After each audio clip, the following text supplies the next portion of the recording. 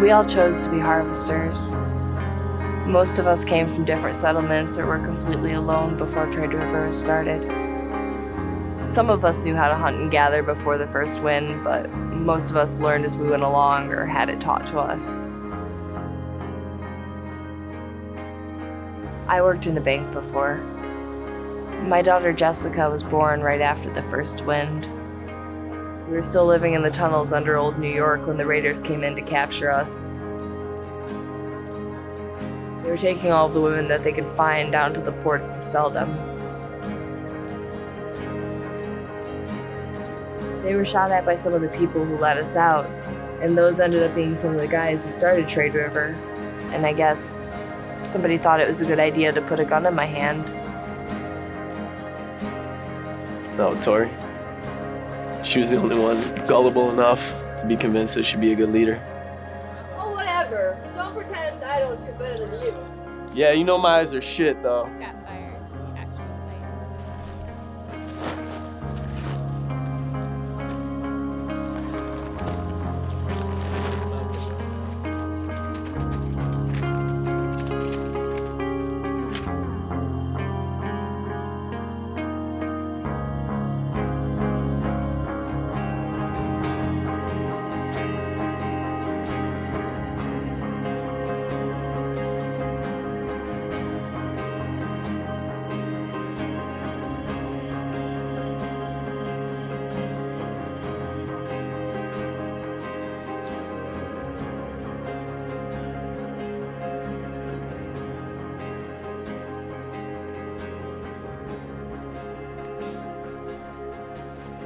We avoid the open fields as close to the old cities. The raiders are still down there, but there's a new ghost religion we'd like to try to avoid to keep disease from spreading. They're mostly harmless, but we don't need them trying to trade or barter for food or water. So we stick to the trees. Keeps us hidden mostly. Animal bites have been harder to treat in the last year. Medicine's hard to find outside of the cities. So this is the way we go.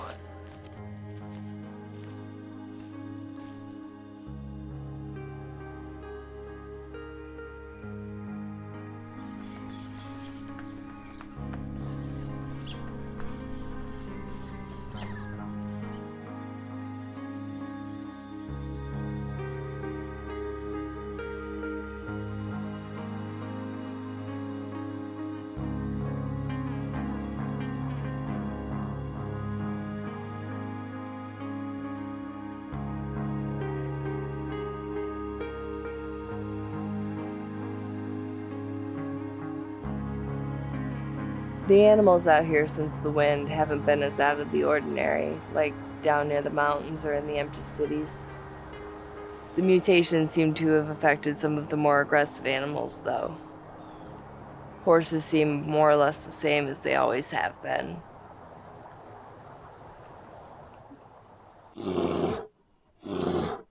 Our first sighting of the bear was maybe 4 months ago, according to the timekeeper. Some of our children spotted it at first. We thought they were telling stories, scaring each other. But then some of our men at the guard tower spotted it as well, drinking down by the river one morning. We didn't know there were any in the area, but we're guessing that it comes down from the mountains when it gets hungry. 3 days ago, some of our other harvesters were out in the food fields fixing the water pipes, and the bear killed all 4 of them. Tore them apart worse than it tore apart the water pipes. Some of the guards on patrol found them, but they couldn't be saved. The people or the machines. They saw the bear watching from the edge of the woods.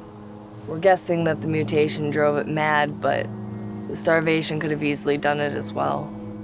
So the council and the rest of the settlement agreed to send us out here to track and hunt it. It was debated whether it was worth the risk because of the raiders and the other animals in the area, but we decided that the meat would be a great use during the winter.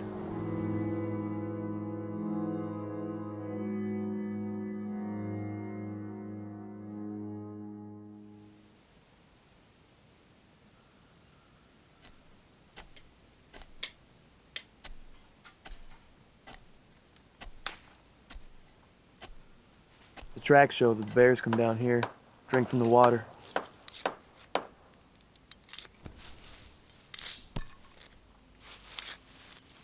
Hey, got any more of that bait? Yeah, hold up. Yeah, so we still got some meat left over from the livestock.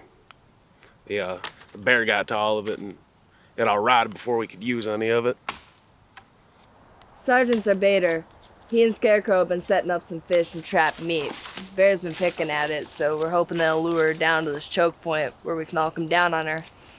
Some of us are going to be waiting back over that ridge so that she doesn't smell us all down here together. And Tom and Sergeant are going to be waiting down here with someone to call us in when she sets off the trap and gets stuck. That's if she shows up. No, I'm saying it. How do you know it's a she? I know women.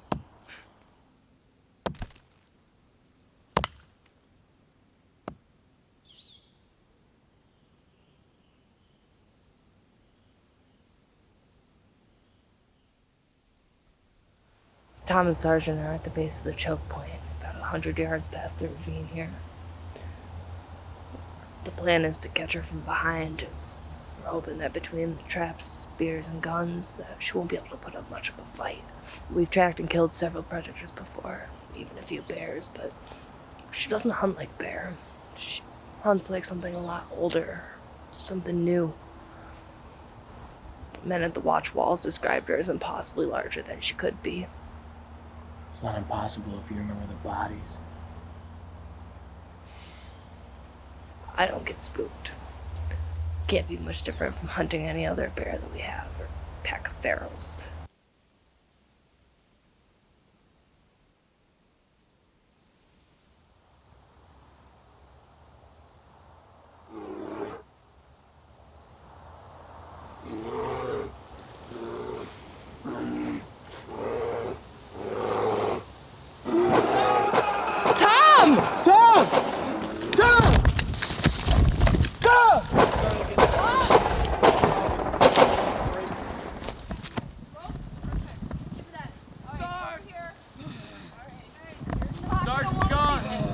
Hold him still.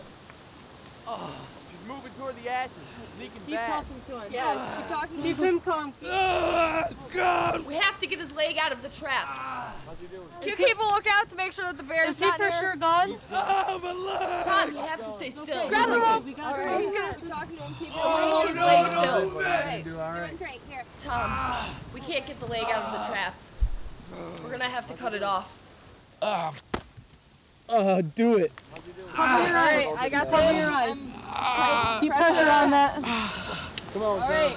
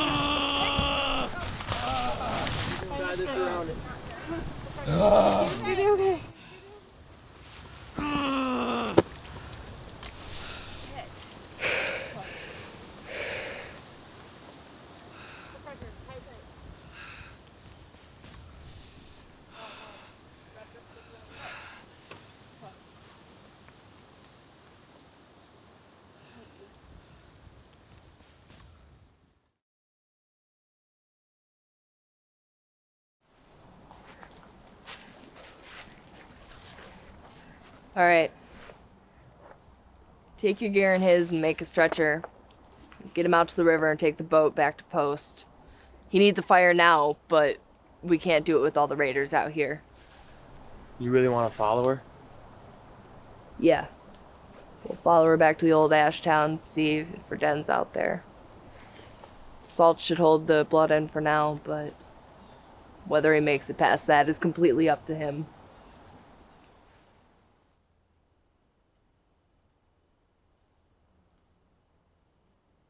We'll come back for his clothes and weapons.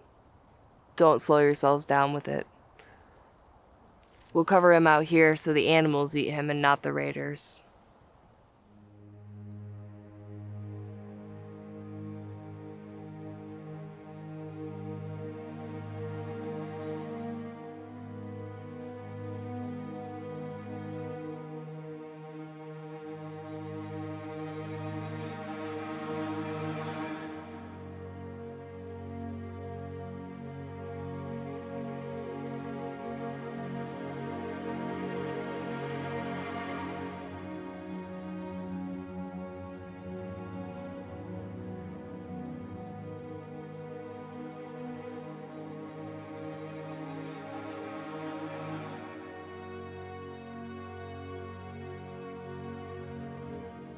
I was chosen by Tom and a few others to lead the harvesters, not only because I was a good shot or because I wasn't afraid to kill. I only shot the raider when I picked a gun off one of the others.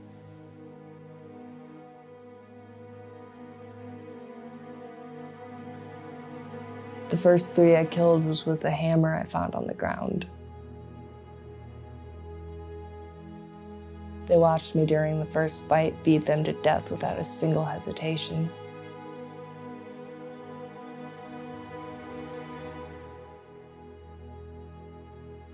Not because I was a cold or heartless person, but because I had to.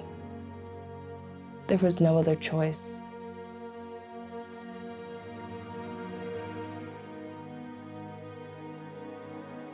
I did what was needed of me in that moment to not only survive, but to protect the one thing that was closest to me, my daughter. I guess they felt that in a desperate moment, I could make the necessary decisions, that I could do what some people might not have the stomach to do if it were the right thing.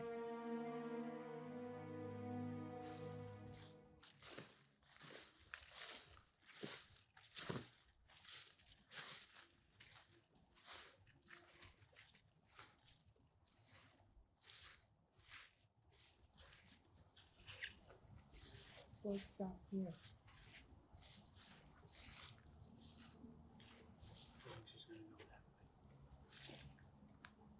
you sure?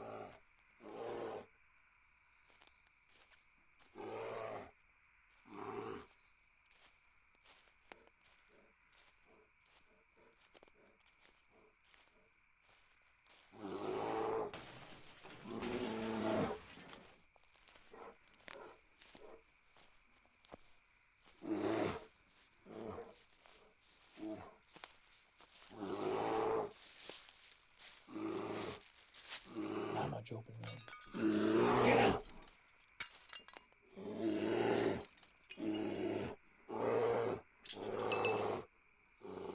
So that eliminates the spears and traps. I could try to smoke her out, though. If she's too wounded, she might not come out. She might just stay in there and burn.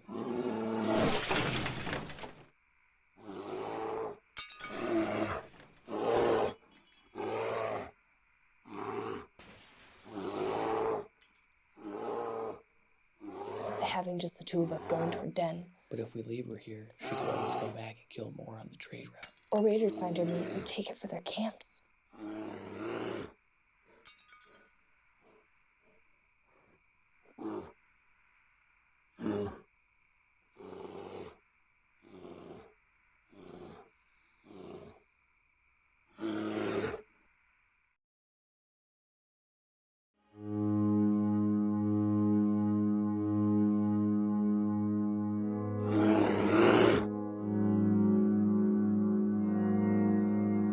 Had we not lost most of our harvesters today, I may have made the decision that it was worth risking the 2 of our lives to try to kill the bear. We know she won't come back when she's healed now. Burning her den was the pragmatic decision, though.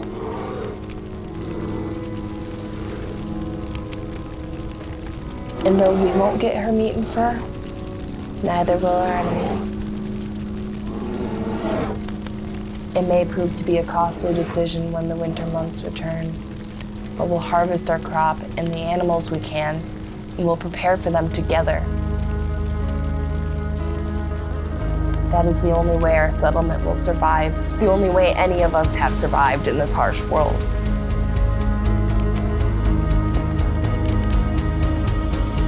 Together.